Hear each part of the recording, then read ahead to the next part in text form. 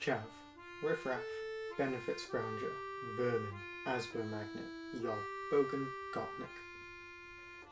Each of these terms conjure images of a particular group, an often maligned group, associated with antisocial behaviour, drug use, and petty crime. These people are stigmatized. These people are seen as scum. We will look at how and by whom this stigma is developed and how it is inhabited. Before we get into that, we need to cover some basic terms. These three terms are of great importance: stigma, abject, and habitus. Stigma. The Oxford Dictionary defines this as a mark of disgrace associated with particular circumstance, quality, or person. This is an adequate definition for our purposes. However, it is important to bear in mind that such a mark is often semi-consciously inhabited by the stigmatized. Examples of which include choice of clothing, social etiquette, accents, and even posture. Abject. This term is used to describe the casting down and the casting out of the dangerous, the vile, or the unworthy. A separation from self in order to preserve the safety of the body. It is closely linked with feelings of disgust and revulsion. In the context of the self, we can see this in our repulsion from dangerous substances, such as rotten food or human waste. In the context of the social, we can see this in the reactions some people have when encountering stigmatized groups or cultures. The unease of local people that is often reported when a gypsy traveller group moves close by could be seen as an example of this abjection. Imogen Tyler takes this term and flips it on its head. Not only does it describe the act of casting out, she says, but also the act of living as abject. Finally, habitus. This is a term coined by Bourdieu, and as such is highly inaccessible. He describes it as not only a structuring structure, which organises practices and the perception of practices, but also a structured structure. As mentioned before, bloody convoluted. But nevertheless, this term is still important, so let's try to unpack it. A highly dumbed down definition of habitus could be a set of behaviours, dispositions and skills acquired throughout one's life. This set influences us semi-consciously as to how we should respond in a given situation. So different experiences through life will result in different reactions to life. This is one way to interpret the idea of the structuring structure. There's also this idea of the structured structure. The habitus becomes embodied by the individual because it manifests itself in how they behave. But what's also interesting, this idea of the structured structure points towards the idea that not only is it embodied in our behaviour, it reproduces itself in our behaviour. The habitus is reinforced through itself. Now that was quite a meandering definition, but to dumb it down even more, habitus is how we embody the lived-in experience of life, and how our experience affects semi-consciously how we live our lives. We will quickly look at Imogen Tyler's Revolting People, specifically Part 6, Britain and its Poor, and the shift from the classical view of class struggles. This shift seems to occur at a time in which Britain is transitioning from an industrial to a post-industrial society. As a result, the vocabulary used to describe the inequalities within society became more unstable.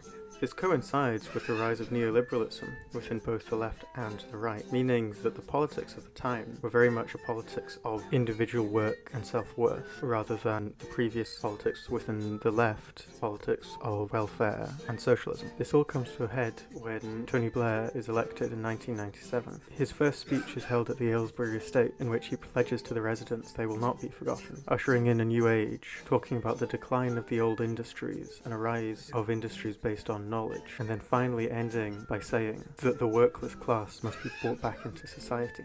This speech did mark the dawn of a new era in class, but certainly not in the way Tony Blair was saying. The Aylesbury estate and other council estates would soon become known as abject zones of squalor and poverty. With the shift of the underclass, we also see a shift in the media. Shildrick looks at a particular part of the media, one that vilifies and dehumanises the chav, parades them around for cheap laughs and horrified gasps. This she calls poverty porn. Programs like Benefit Street serve to paint the chav as a dirty underbelly of society, while characters like Little Britain's Vicky Pollard serve as a mocking caricature of the stereotypical chav. I want to look at how these identities come to be inhabited. However, it's an interesting side note that these portrayals don't just affect the stigmatised. Shildrick argues that this abjection and the scapegoating allowed for governments to implement unethical legislation targeted at these people.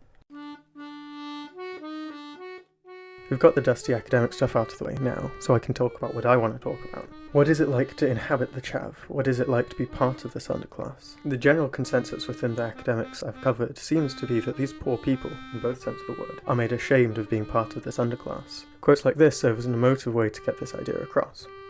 On top of this, the idea is being developed around cultural capital as an indicator of class, which I won't explore due to time limitations, also serve as ways in which academics are able to lament the plights of these people.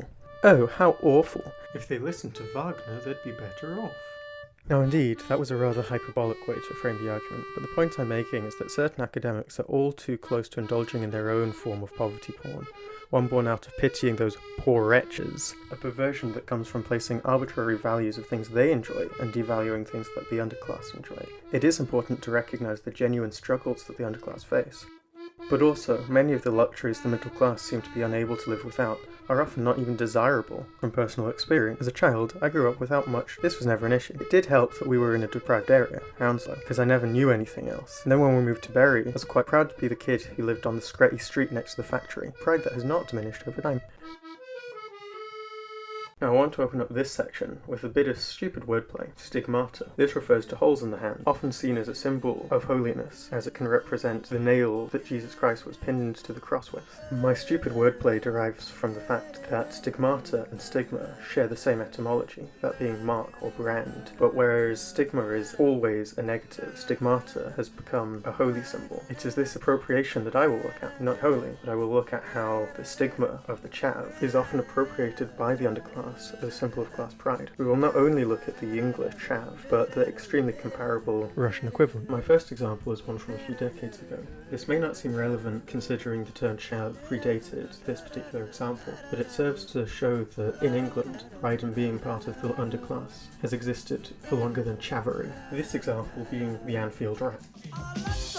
From all over the place. You talk dead funny, but they play dead grace. So now we gotta learn how to talk real cool. The song you gotta learn if you live in the pool. Now in this we see pride of the accent taking centre stage, bearing in mind that the Liverpudlian accent is an often derided and slandered accent, and one of the key stigma of class is often accent. It is also important to note that this was produced in the 80s. This was a time where footballers often worked a full-time day job and practiced in the evenings. So the celebration of the Scouse accent is from the underclass celebrating themselves, regardless of what the middle class or the upper class thought of them. Now the second example I want to show you is of the Russian gopnik.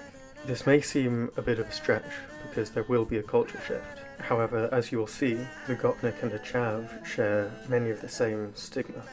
And thus the gopnik was born. Being a brat is productive to society as an expert slice of bread, enjoying simple things in life like living and breathing, and talking shit about anything and everything. Dancing to hard bass and leaving big mountains of sewage shells wherever he goes, smoking 5 packs of cheap cigarettes every day, and let's not forget, introducing whole world to beautiful street design of Adidas. Now the clip I just showed may seem very similar to the sort of poverty porn and may draw parallels with various Vicky Pollards, but the rhetoric surrounding gopnik jokes are far less mean-spirited. Out of context this clip seems abhorrent and it makes gopniks abject, but in the context of the rest of that creator, we can see that it is a far more jovial atmosphere, an atmosphere where he celebrates this identity.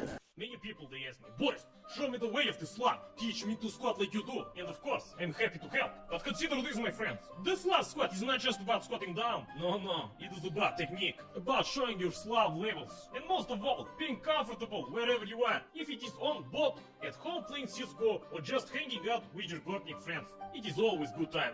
First squat. To become true Slav, you must first understand what it means to be a Slav. You need to understand why those gopniks behind your house always wear Adidas. Just look at it. It is simple, clean style and is multifunctional. Question is, why would you not wear it? Squatting, standing, running from and towards some things. Maybe police, maybe vodka, maybe problems. No, Slav never run from problems. And whatever that problem is, tracksuit is here to help. These two clips show that to Boris, the gopnik lifestyle, or the Slav lifestyle, seeing as he uses the two terms interchangeably, are more of a badge of pride than a source of derision.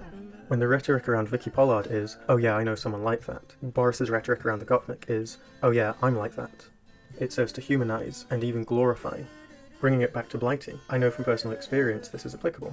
As a child, I understood that the term chav was supposed to be an insult, but at the same time, we often took pride in being a bit chavvy or a bit scratty, and this became even more so in college, when we started to develop our own senses of identity. Now, it is also important to remember that I have been separated from this culture, and so therefore maybe looking back with rose-tinted spectacles, but I think it is nevertheless still an important perspective.